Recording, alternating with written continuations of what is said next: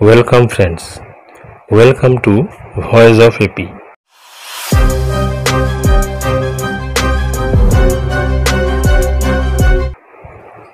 আজকে আমি আপনাদের সঙ্গে শেয়ার করব মন ছুঁয়ে যাওয়া একটি গল্প নিয়ে।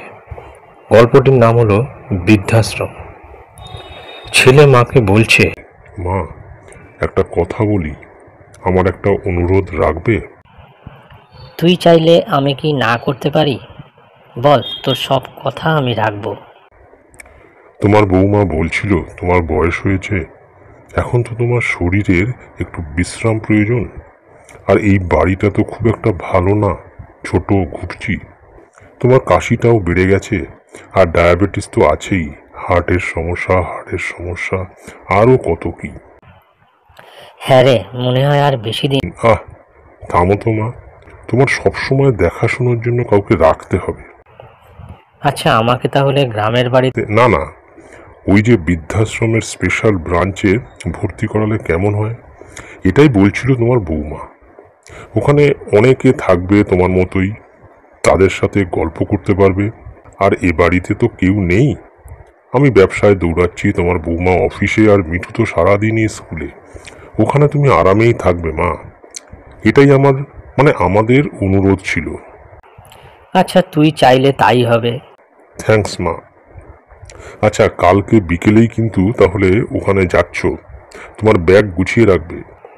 পরের দিন অস্বস্তিকর জ্যামে আটকে আছে মা ছেলে। নীরবতা ভাঙলেন মা। বাবা, ওখানে আমাকে দেখতে যাবি তো? পারলে একটা ফোন কিনে দিস আমাকে। মা, তুমি ফোন দিয়ে কি করবে? ওখানে ফোন আছে তো। কিছুক্ষণ পর একটা বাড়ির সামনে এসে গাড়ি থামলো।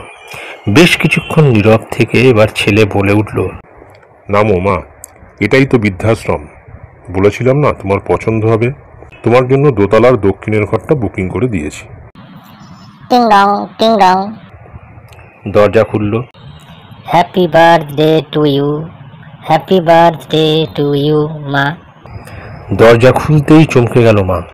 আরে, ওই তো তার একমাত্র নাতি আর বৌমা কেক নিয়ে দাঁড়িয়ে আছে। এত বেলুন আগে কখনো দেখিনি। এত আয়োজন করে কখনো কেউ তাকে জন্মদিনের শুভেচ্ছাও জানায়নি। আরে ওই তো তার দুই মেয়ে আর তাদের জামাই দাঁড়িয়ে, ওদেরও ডেকে এনেছে তার পাগল ছেলেটা। হ্যাপি বার্থডে মা। তুই অনেক বড় হয়ে গেছিস, কিন্তু এটা কার ঘর? বাড়ির ফলকে নাম দেখোনি? বাবার নামে রেখেছি মা, পুরো বাড়িটাই আমাদের। এবার তুমি আরামে থাকতে পারবে মা। তুই না, এমন কি কেউ করে? আয়োজন শেষে ঘুমোতে যাবে এমন সময় পিছন থেকে মায়ের ডাক। হাতের ব্যাগটা আতিপাতি খুঁজে একটা কৌটো বের করে ছেলের হাতে ধরিয়ে দিলেন। নে, এটার আর দরকার হবে না। চিন্তা করেছিলাম যদি বৃদ্ধাশ্রমে রেখে আসিস, তাহলে এই ইঁদুরের বিষটা সেদিনই খেয়ে নেব।